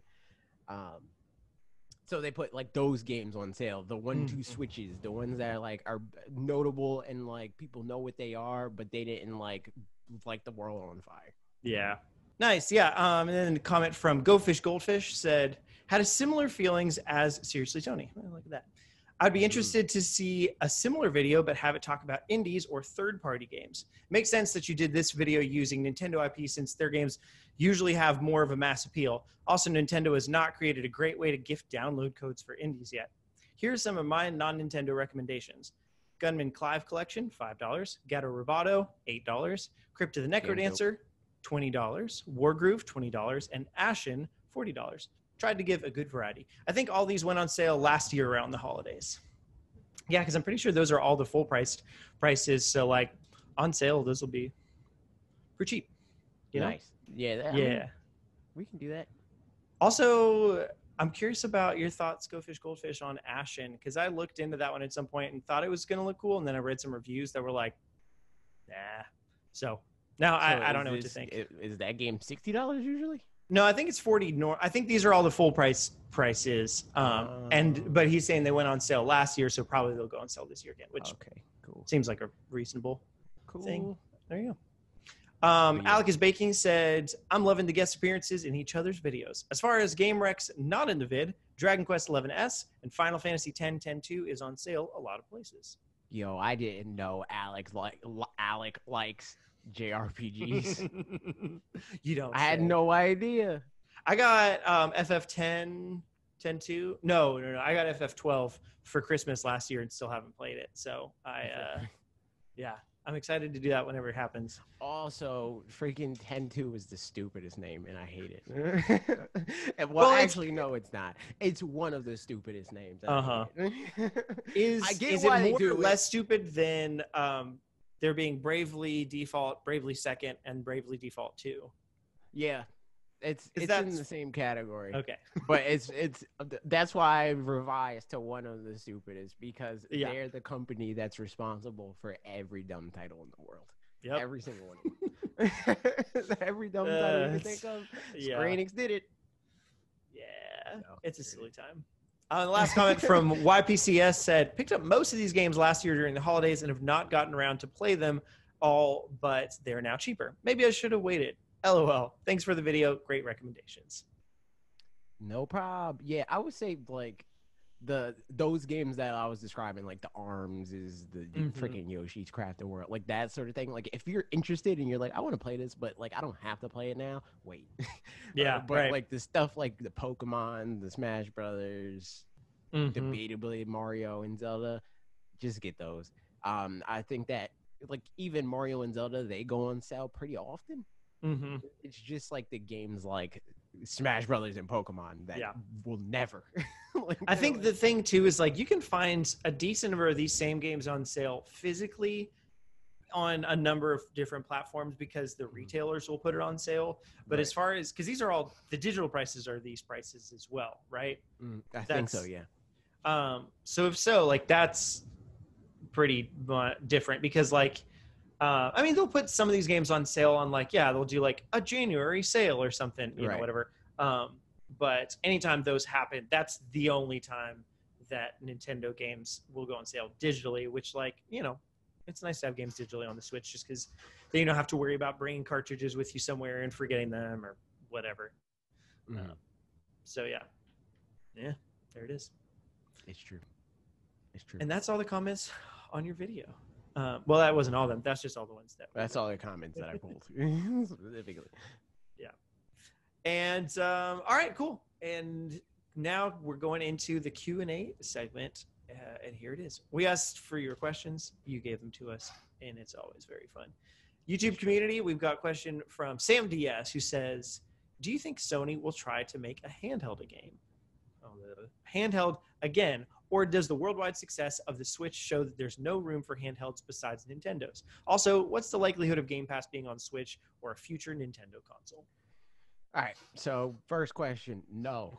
I mean, but I would have told you the same thing for Vita, honestly, and they did it anyway. Yeah. And I don't think it's so much the Switch, but just like Sony specifically hasn't had a lot of, or really any comparable success in the handheld market. Like the PSP did okay, but we're talking about in a market where the DS is like the second best-selling platform ever, and then the second place console sold like a third of what it sold, you know. So it's like you know, and it's like that kind of translated to the next time that they tried, right? Or it's like the 3DS didn't freaking like set the world on fire, like it sold really well for a console, but not like it didn't do regular DS numbers or even Game Boy numbers. And then Vita was like, I'm here too, you know, like they're always the I'm here too console, and I don't think that they want to be that, because if you look at the home consoles, Sony's like first 4 consoles are in Yeah, the top right. 5, you know. So it's like I think that they're just gonna like focus their efforts on home consoles, honestly. Mm-hmm. Yeah, no, for sure. I mean, like they, at this point, Nintendo's moving away from the infrastructure of having disparate developers for, home console and handheld or whatever. Right. And like, so obviously Nintendo wants to be moving away from that, but Sony, I'm sure would prefer not to have to do that. So yeah, I mean, yeah, I don't really see it happening. Because then they'd have to compromise in some regards as far as like power and all that. And they don't want to do that. So yeah. Again, yeah, it's crazier things have happened, but yeah, I don't think so. Is my thoughts on it. Yeah, I doubt it. And what's the likelihood of Game Pass being on Switch or a future Nintendo console? I'm 50-50 on it, honestly.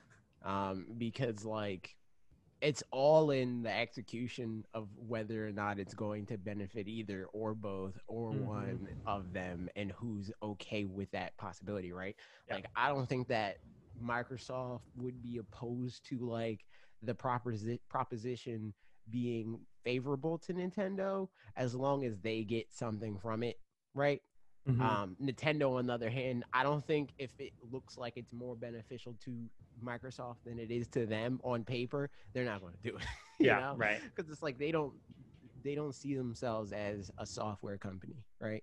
Microsoft very much so is a software company. Like they're definitely in the business of platforms, and they want their platform to flourish and do all that stuff, but they want to do that with an emphasis on their ecosystems and their subscriptions and that sort of thing. They want you in the ecosystem. They're Amazon, right? Where it's like Amazon will sell you a tablet that another company might sell you for $300 for $150, but that's because they're going to get you in on Prime, and you're going to get an audio book for your Kindle app, and you're going to, like that's what they care about, and that's the same thing with Microsoft. So if Microsoft can somehow get Game Pass to work for them in that way on Nintendo Switch, and then also work for Nintendo in a similar way, then yeah, sure. But something about that made me think too, like as far as the ecosystem thing, it's like, well, except I was going to say McDonald's doesn't like advertise how many burgers they've sold, except for I guess they actually did at some point. But in the sense that like we all know they make the most amount of money on their drinks, but you're not. And I mean, sometimes you'll go there just to buy a drink, but I thought you were making a food theory transition. They were talking about. And that like that thing, that's like one of those like factoids about McDonald's that feels to me like the real estate of the videos that we make. A lot of the videos that we make where it's like in my head it's very obvious, and it's like everybody knows freaking the history of Brownie Brown, right? Like everybody knows that. But then once I like make a video and I say that, there's so many people like, what? That's what the retail thing was. I mean, the retail, the real estate one, real estate. One of my doctors or something, he was like trying to, I guess I was getting I think it was a dentist, because I was getting like sedated or something, and he was like trying to talk to me to distract me, and like I fall asleep faster or whatever. And he was like, I bet you don't know about this about McDonald's. What type of company are they? And I was like, real estate. And then he was like, he didn't know what to say after that. He was like, I had my whole spiel prepared. You ruined it. That was just another one of those moments. That was like the freaking money is made from trees moments in my childhood. That I thought you were going to talk about that, but no. But I didn't. Gotcha. But no, that's I mean, also that or whatever, I guess. But all that to say, it's hard to say. I think right now Nintendo doesn't feel like they need Game Pass on there, because largely they already feel like they've got a service kind of comparable in terms of it's got their NES and SNES games and stuff like that. I'm still really curious what happens for them this coming March. Like maybe it's nothing, but like it really feels like something's going to happen in March. Want to make some type of play there, because it's like if you look at it's just weird, like the breakdown of their sales and stuff like that. Because obviously, yeah, they sell so many more games first party than anybody else does. But if you look at their digital revenue looks now at its peak like what, or not necessarily its peak, but its current peak of like the precipice of where they gotten to so far. Yeah, right. Like it looks like the beginning of the digital businesses for PlayStation and Xbox. Yeah. And the biggest difference there is that they don't have a huge like subscription service or like a really big investment on like their online platform and stuff like that. Because again, Switch Online $20, so they're making just off of that, they're making half or a third of what everybody else is making. So it's like they have to want to increase that.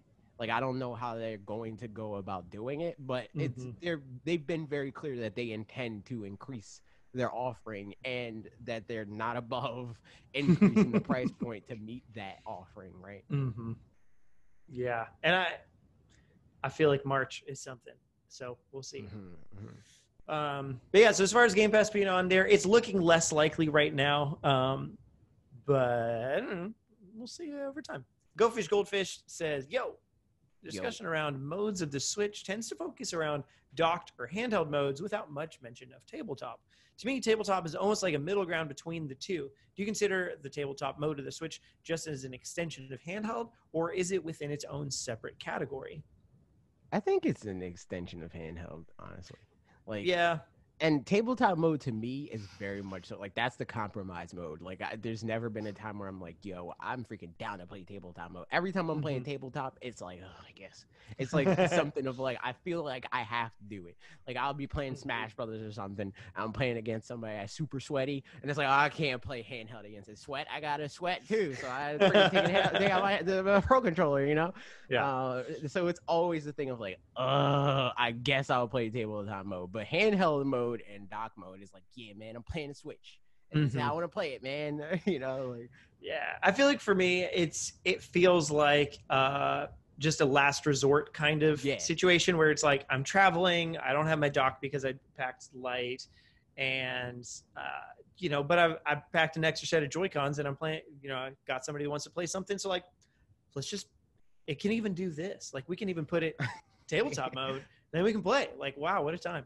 But yeah, it doesn't really feel. There have been a couple of times where I've played tabletop where like I just didn't feel like holding it or something, and so I just set it somewhere and just like, you know, play with my Joy-Cons. But for the most part, yeah, it feels like just handheld when handheld isn't quite what you need it to do right then. You know, because for me, it's like it's not even the thing of like because when the Switch was still being like released, like it was incoming, like upcoming, and everybody was going like, we're going to get a Switch, and nobody's going to do that tabletop mode or whatever, right? The thing for me that I don't like using it as much as the other modes is just the screen. You know, like it has nothing to do with the Joy-Con. Like if all I have is my Switch and my dock for whatever reason, and I don't have other controllers, I'll be fine playing with other people with Joy-Con. It's like whatever.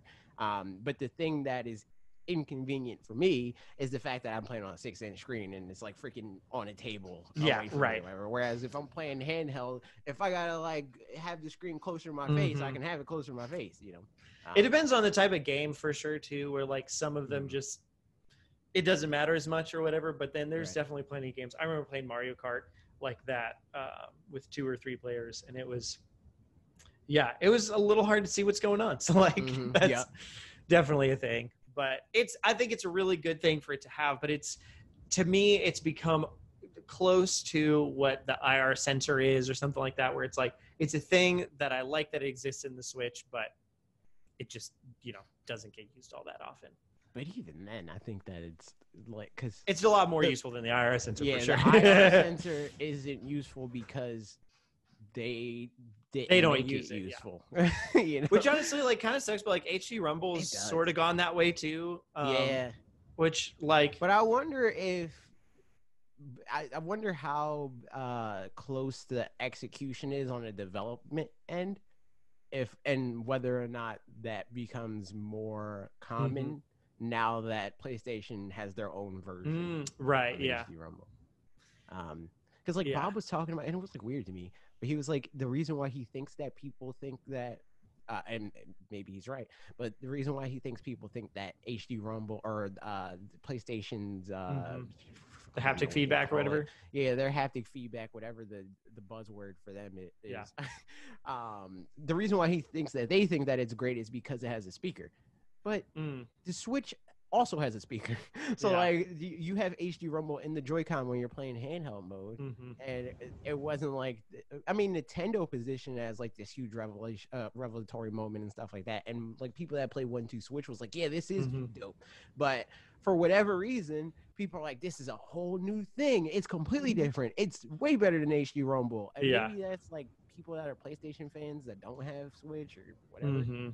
But it's just weird that they're literally the same feature, and there's like people on both ends of the aisle being like, no, but it does this better. You know, it's like, no, it's the same thing, dude. Like, it is. I mean, yeah. I just remember. Honestly, I turn it off most of the times anyway, so like I shouldn't even care. I know. I mean, most of it is because like if I'm playing in bed and like Ashley's falling asleep or whatever, it's like, you know, that's kind of annoying. Yeah. But I remember Golf Story. Its HD Rumble was really cool. Where like every time you like, the ball goes in the golf hole. I don't know words. I've played golf one time, but every time you get it in the golf hole, it goes, and you can feel like in the HD Rumble, and that's neat. And it just like, and it's had like a bunch of other things. It's something that I wish that they put it in the Pro Controller, honestly, because I don't. Oh, it's not in the Pro Controller. No, and it's like, yeah. I mean, the Pro Controller's haptic feedback is definitely like a step above regular vibration on older controllers, but it's definitely also not HD Rumble, because there's like in Smash Brothers specifically, there's stuff like when you fire charge shots with Samus, it feels like it's like doo, like that's what it feels like. Right. It feels like it's making that sound. But with the Pro Controller, it doesn't really feel like that. So I think that I would get more use out of HD Rumble and like notice it more if it was in the Pro Controllers, or as good in the Pro Controllers at the very least. And maybe again, since the dual sense and all that other crap, since that's the thing, maybe they will do that in a Pro Controller. But next comments from question from the Superfan, who said, what is a game you would like to see remade? I feel like we talked about I've got a couple answers. I feel like, I mean, one of them for sure is Super Mario 64. It would still be great to see an actual remake of it. But you know, whatever. I mean, they did on the DS, but no, it'd be cool to see that in, 2020, 2021 format, but that's not going to happen for a while. But another answer as far as a different kind of retro game is, I never even played more than a couple minutes of it, but Zelda 2. I know that it's just super different from all the other Zelda games, and it'd be interesting to see what Nintendo does as far as like, an RPG system, pretty much. I want to know what the Breath of the Wild version of that. That's exactly what it is. Like, and I don't even necessarily mean like Breath of the Wild and like make a Breath of the Wild game, but with RPG elements and magic and stuff like that. But just like the same line of thought that they went with Breath of the Wild of like, Breath of the Wild is Zelda 1, but exactly, like today, like it's, if we were making Zelda 1 now, and we had all the same ideas, how would we execute that? I wonder what the Zelda 2 version of that would be. Right. Like, I mean, because that's what we want, pretty much thinking about like Pokemon as well. Is like, exactly. What did I see on my? By the way, nice. Yeah, but like, what? I don't know. Sorry, go ahead. No, I was just agreeing with you. Like, I think that is like the main thing that I think of, like the most exciting type of remakes is the ones that are like the old games where it's like, man, it'd be dope if we can make this and it be an interactive experience, and then it turned out to be what it was, an 8-bit or 16-bit or whatever, right? And it's just like, I mean, that's kind of like a grand adventure, right?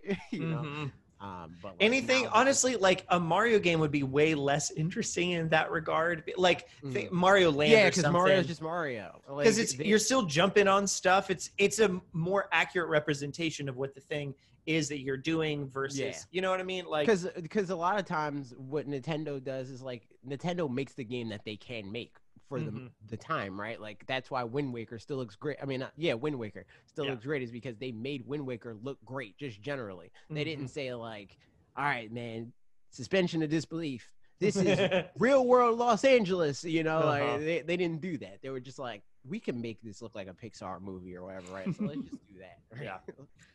Yeah, but yeah, the ones that needed the most suspension of disbelief would be the ones most interesting to see a reimagining of or whatever these days. So yeah, like Zelda 1 to Breath of the Wild, Zelda 2 to whatever that would be, that kind of stuff. Pokemon, obviously, to Pokemon something. Yeah. I mean, and like the wild area is like close to that.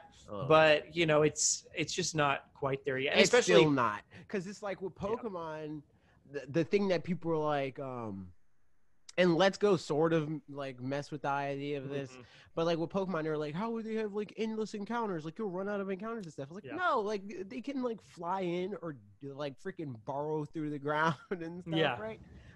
And Pokemon Let's Go sort of did that, but they did it in like a cartoony way. So it's like still the suspension of disbelief, because it's like you just popped up in front of me, dude. Like, but once they get to the point where it's like, yo, this Onyx just freaking propelled himself through the ground of this cave, and I'm terrified. That's when it's gonna be like, okay, yeah, this is what they wanted to do. Yeah, I mean, honestly, like, in thinking of it realistically, I'd almost want there to be just like way fewer Pokemon in worlds that, you know, like thinking about a real world where it's like, oh, there's Pokemon around. It's not like if I catch 50 of them in this bush and then I turn around, there's just 50 more of them because there's always unlimited Pokemon. But like some kind of mechanic where it feels like just seeing Pokemon at all is like, oh, I found a Pokemon. But like, again, that makes it hard based on like, I think that the only way that they would be able to do that is if, and I doubt they'll do this, but is if they change the day-night cycle to not be real time anymore. Because then they could say like, okay, there's this many Pokemon that are in this area during this time, and once they're gone, they're gone.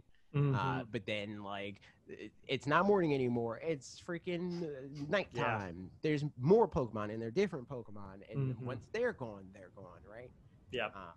But I don't know how they would do that and then like it be mechanically interesting and you would be able to train and do all the other crap that you need to do in the game, or just catch Pokemon, because crap, I really want to catch a Mankey, but all the Mankeys are fainted out, right? You know? Like, I mean, I think you would have to change so many of the mechanics in general to like, I don't know how much it's possible to really merge the worlds of like what a Pokemon world should be and what a game version of that world should be for these kinds of reasons. Like, that's what a video is for. See, that's the thing. And I never even really thought like that was going to be a mention, but that's honestly, that could be a whole video.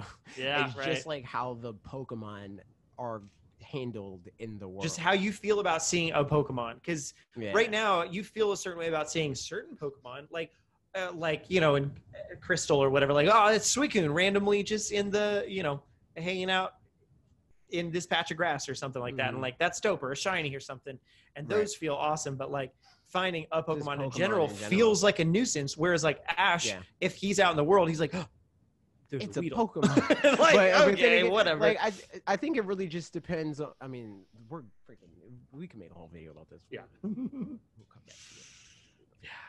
Interesting stuff. So as far as the games we want to be remade, there's some examples for Pokemon. Cool said, I saw a Reddit post a while ago about a dream Nintendo sequel. What would be your dream Nintendo sequel game and why?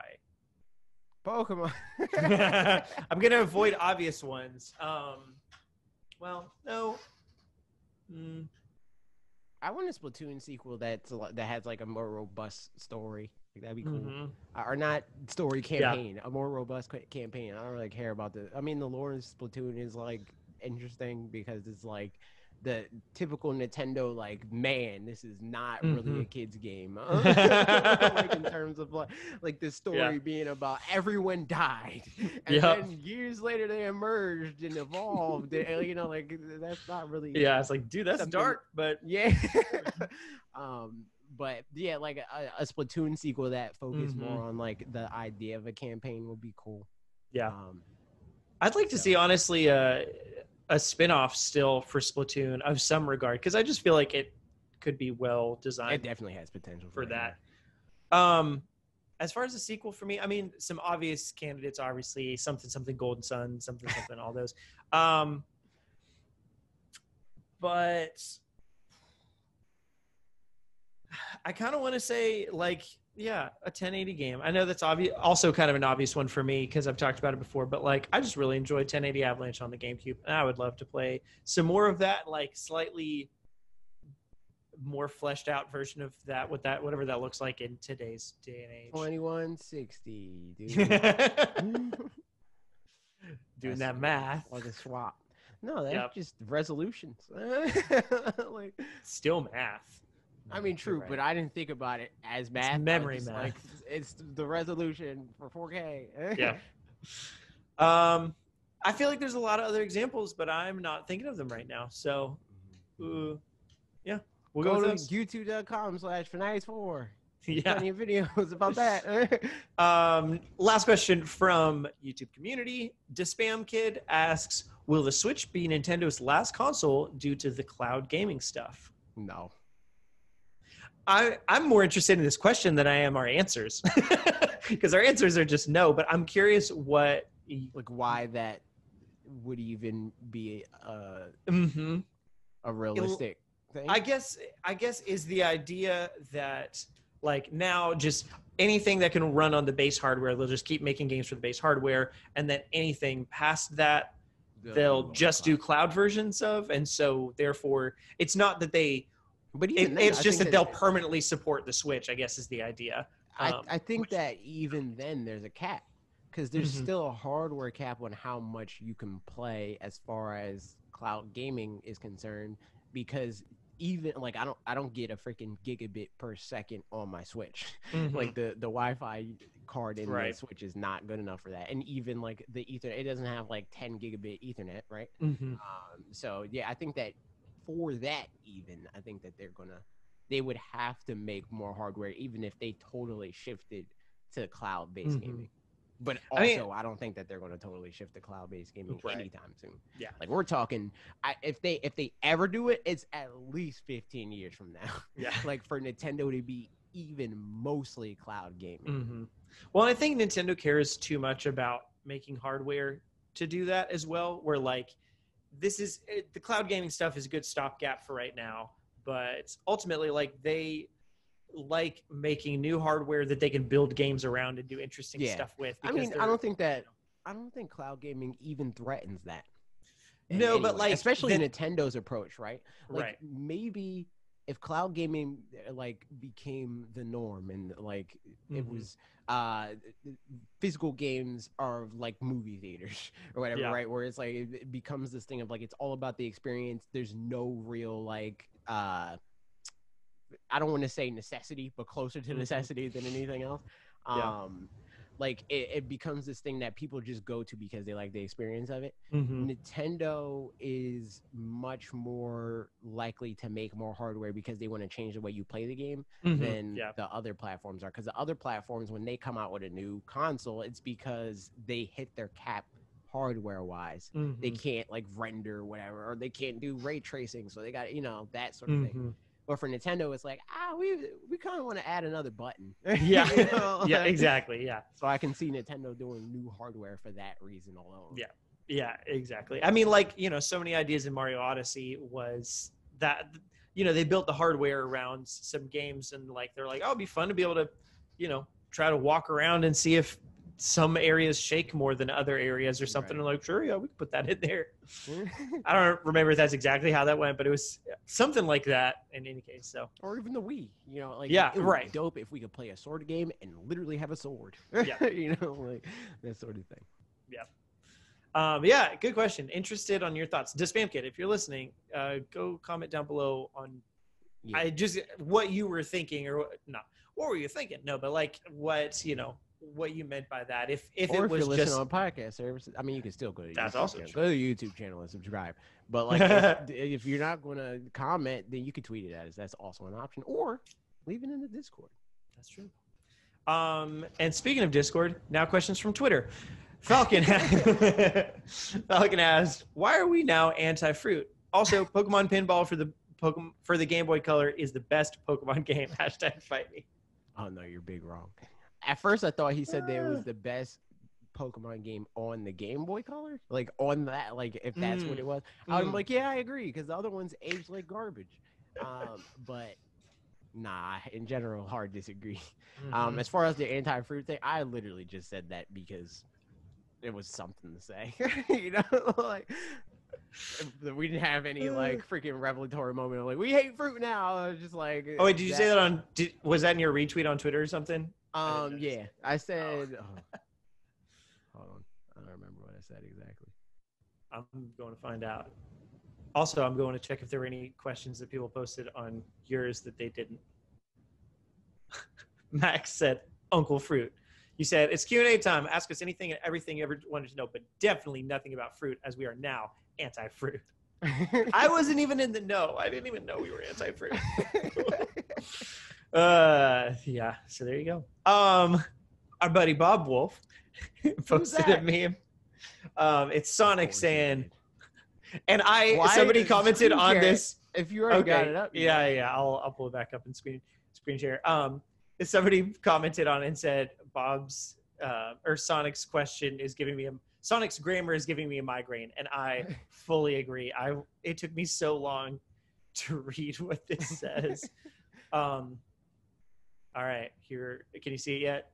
Yeah, I can see it. So it says, "Why do they call it oven when you in the cold food and out hot eat the food?" What? Which makes food out. Wait, huh?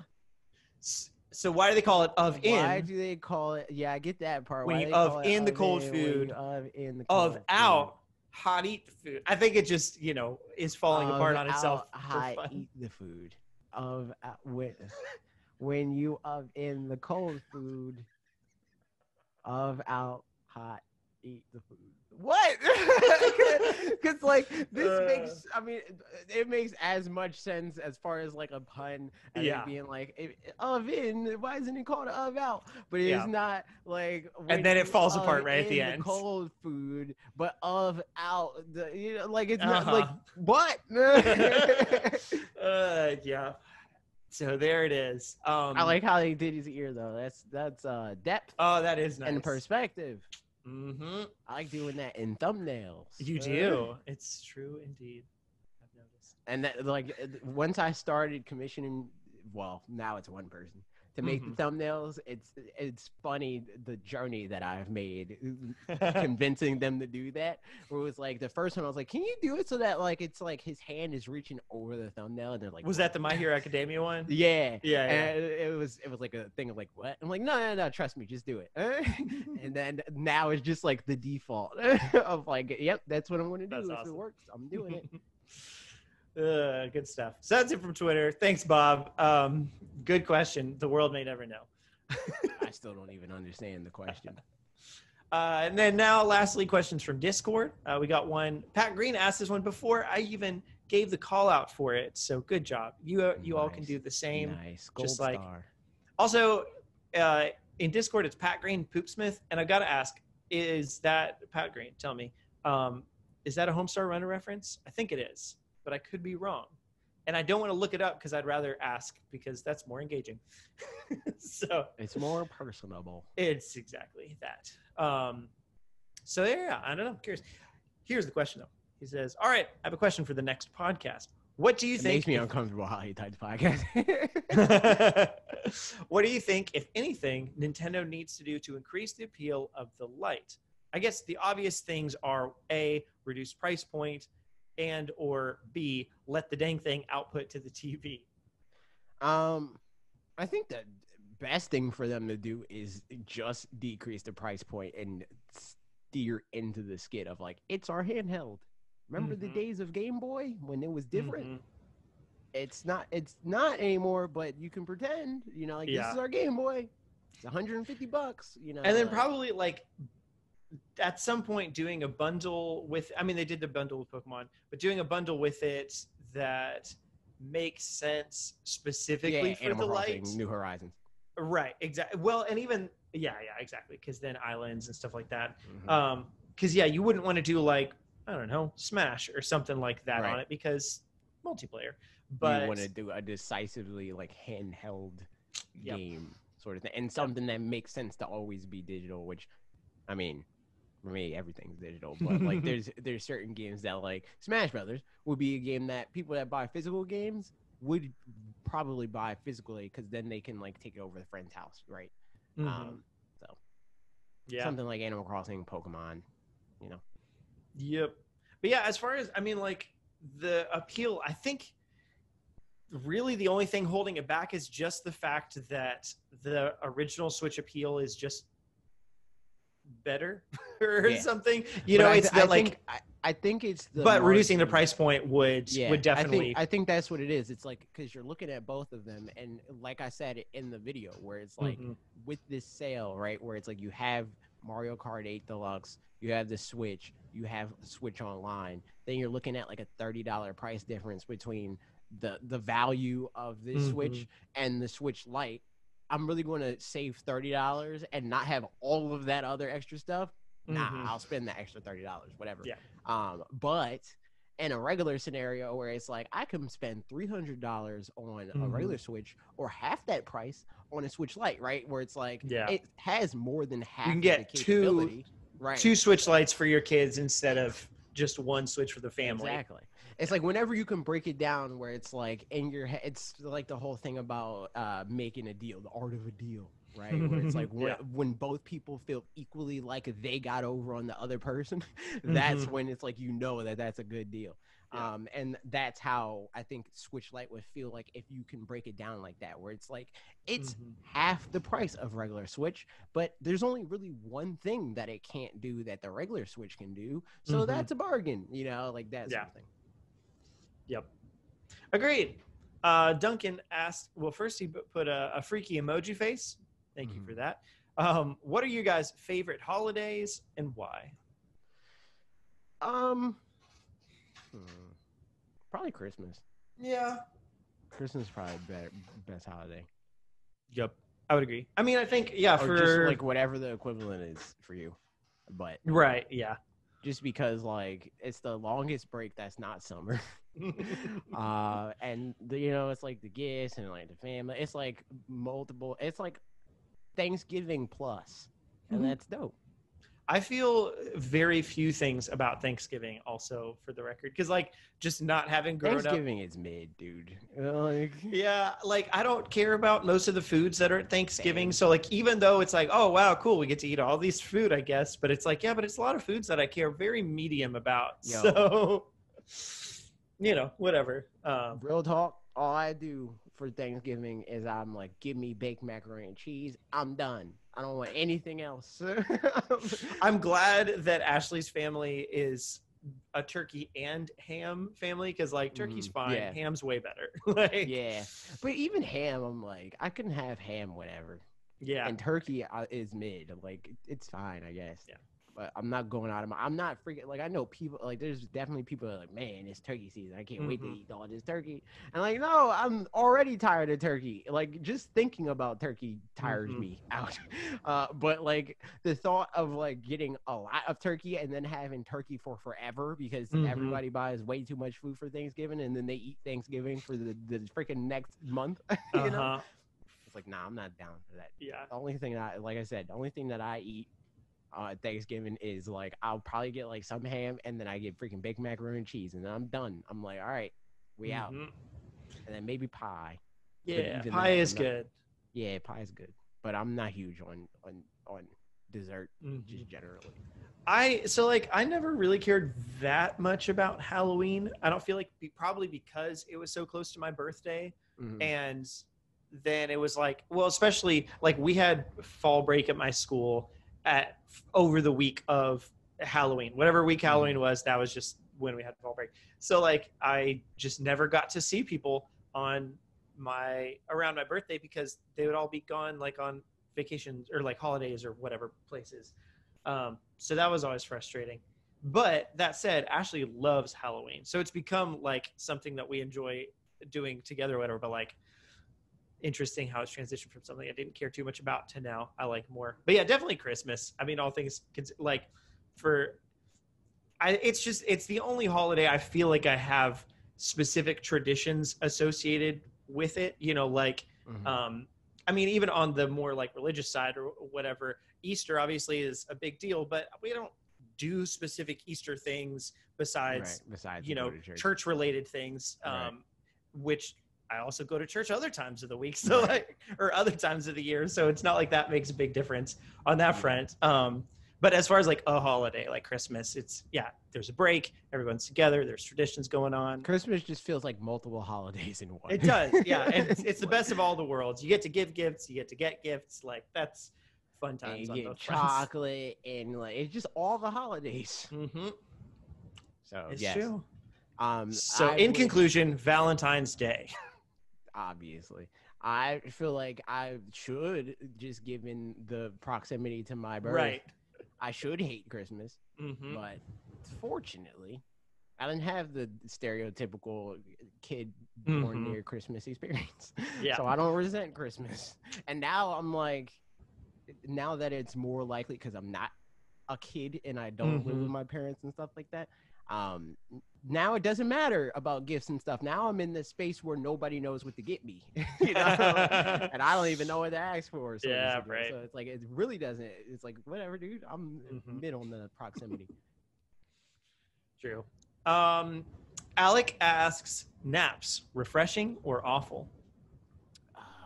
Depends on the length. It depends. Yeah, it depends. It depends. You said it depends on what? On the length. Oh, I thought you said on the day. Well, I mean, I guess. For me, both of those things. Yeah. But also, like, I'm not good at naps. I'm not good at sleeping generally. Yeah. I so often when I'm like, man, I should probably get some rest, I just feel bad about, like, feel like I shouldn't, so then don't or whatever. The best naps for me are the ones that happen accidentally for 5 minutes, and then I feel like rejuvenated. But I'm like, anytime though, I'm like, I'm gonna actively take a nap and like fall asleep, and it's for several hours or whatever. Awful. I hate it so much. Like, but if I fall asleep for like 20, 30 minutes, that's great.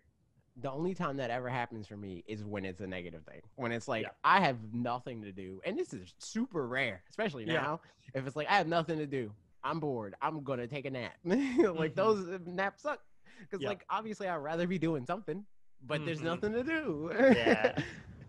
But yeah, that's rare, because it's rare for me to not have anything to do. Yeah, but yeah, and if there's times where I feel like the most beneficial naps for me often are ones where it's like, I don't know, if I have to be in the car or something and like pull off and take a nap for like 10, 15 minutes to just like kind of, you know, wake back up or something. Yeah. That turns out pretty well, but there you go. There's that. That's a functional nap. It is indeed. John Francis asks, yep, again, because I don't know if y'all remember, I'm John Francis podcast. We will always remember. We will. Do y'all play indie games? If so, top 5. Then if they're different, top 5 on Switch. Any. Oh, like, what? Don't play indie games. But yeah, do you play indie games? If so, what are your top 5? And if they're different, top 5 on Switch. They're not different. It's the same for me, Switch or not. Top 5 indie games. Top 5. I don't know. I can't rank them. Yeah, but same. Shovel Knight. I guess Minecraft has to go in there, even though it's technically not indie anymore. But I think it's a top tier indie game free. Celeste. Stardew Valley. And then there's one more. I know which one of yours is, but I didn't. You do? How'd you do that? For sure. What? But it's not mine because I still haven't played that game yet. That's true. What's my fifth one? Freaking. I don't know what my fifth one is. Okay, I'll say my list and you can think about yours still. Again, not in order because I don't know. Hollow Knight, probably Spiritfarer that I played this year. Like it was real good. Yeah, it's gonna be hard not to say some of the same ones as yours. Super Smash Bros. Ultimate. Stardew Valley, I think, yeah, got to agree on that one. Golf Story was really good. I don't know. Does that count as indie game? I don't think it counts. I don't know. It's your call. I don't think it counts. I'm gonna say it doesn't count. What other indie games have I played that I really liked? I don't know. There's some other ones, but I don't know if that's top 5. I don't have my Switch next to me. Otherwise, I'd look and give you better answers. And Caves of Hyrule's not like that's not Untitled Goose Game, dude. There you go. That's number 5. Yeah. Yeah, so Hollow Knight, Stardew Valley, Spiritfarer, Celeste, and I don't know, something else. 5's hard. 5's hard. 5 is hard. I always feel like the 5th of any list is hard because it's the thing. Well, in this case, I'm just not remembering a lot of games. But in other situations, I feel like the 5th of something is hard. Like there's not enough.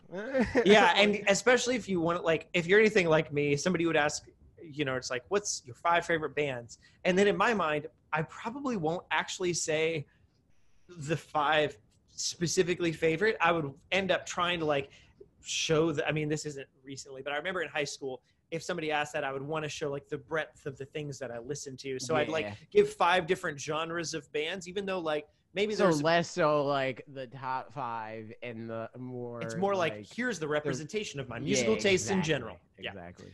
Yeah. So whereas now I'd probably be more. I can't give a top 5 for that anyway at this point, so that's hard. But yeah, there it is.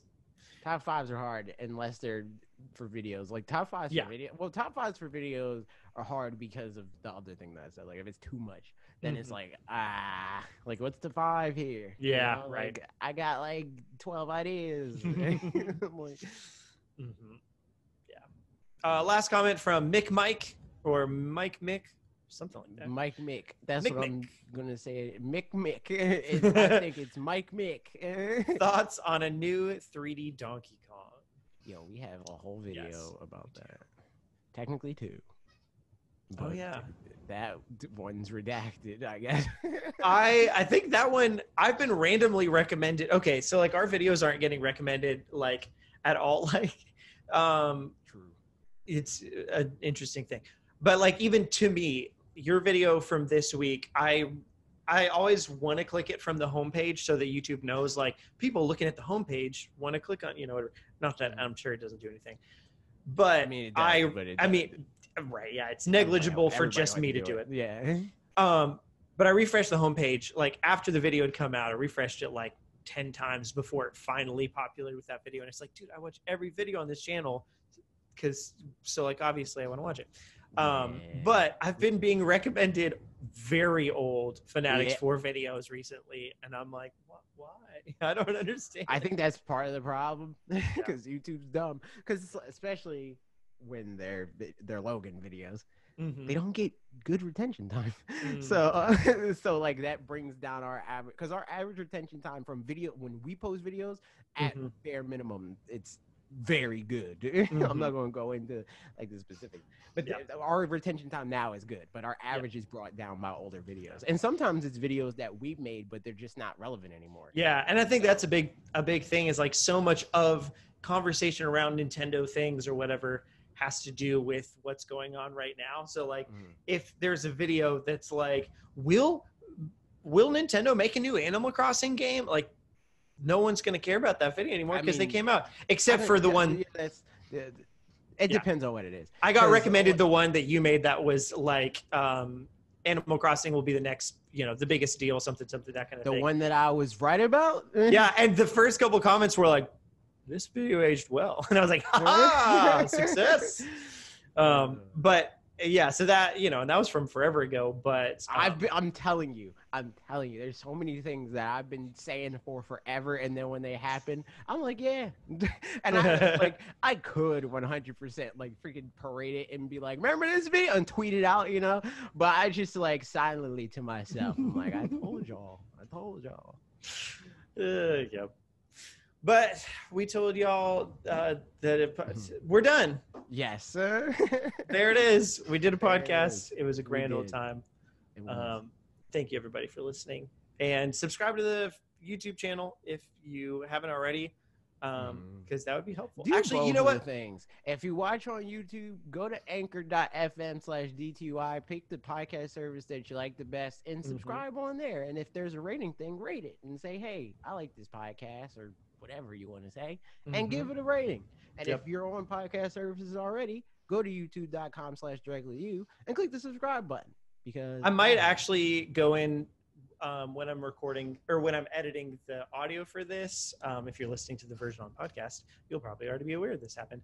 But I might go in at the beginning, just mention that before we say hi and everything, just because the long story short is if we have less or more than 1,000 subscribers on the YouTube channel, then that makes it to where we can put like banners at the bottom of the podcast on YouTube, which won't give us very much money at all, but you know, every little bit helps. So but also it unlocks like more features and that's true. I forgot about that.